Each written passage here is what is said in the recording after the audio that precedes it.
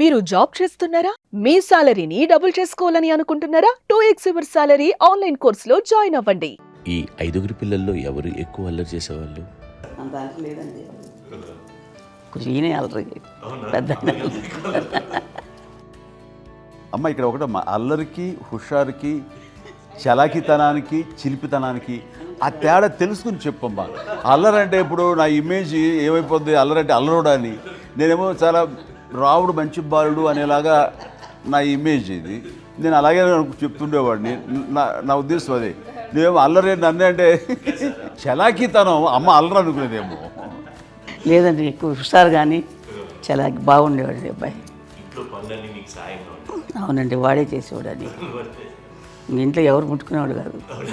మా నాగబాబు అస్సలు ముట్టుకునేవాడు కాదు. అన్నిటికీ నాకు ఆయన సహాయమే పాపం. నాన్న ఆయన ఉద్యోగం వెళ్ళిపోయారు. నేను పాక్కుంటూ అలాగా వెళ్తూ వెళ్ళిపోయాను. నాకు తెలియదు. తర్వాత అమ్మ చెప్తుంటే నేరుగా మాత్రం కొన్ని గుర్తు కమ్మరకోలు ఉంది. నాకు ఒక అది పెట్టి అది వెళ్ళి కూర్చోతా ఏడుస్తున్నాను రోడ్డు మీద. వెళ్ళేసరికి వాడు 3 years కాదు. సో నన్ను వాడు తీసుకెళ్ళి వాడు కమ్మరకోలు కూర్చోబెట్టాడు. ఇక్కడికి ఏడుస్తున్నాను, ఎవరికి వెళ్ళాడో తెలియదు వాళ్ళకి. సో అది ఒక గంట పోయిన తర్వాత అమ్మ ఎత్తుకుంటూ వాడు చూసి వాడు చిన్నబిడ్డ చూస్తారు మొత్తం తెచ్చి అది వాడు చూసి ఈ అబ్బాయి అన్నారు. కాదు అనేసింది. అదేంటి అలా అంటారు, సరిగ్గా చూడమ్మా, ఈ అబ్బాయి మా అబ్బాయి అని. ఏంటమ్మా అంటే ఆ కమర్గోలులో కింద కూర్చోబెట్టాడు కదా, బస్ అంతా పూజేసుకుని అలాగే అయిపోయింది. అంటే రంగని కాదు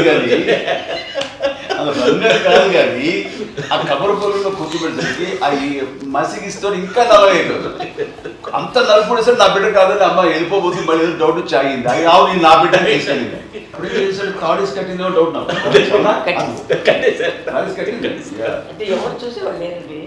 అమ్మేమో అల్లరి అనుకునేదండి. నాకేమో చిన్ననాటి మహాభాగవతంలో కృష్ణుడి క్యారెక్టర్ అనుకుంటాను. ఆయన మహానుభావుడు అయ్యే వాళ్ళందరికీ ఆ లక్షణం ఉంటుందేమో చిన్నప్పుడు. పాపుకుంటూ వెళ్ళిపోవడం.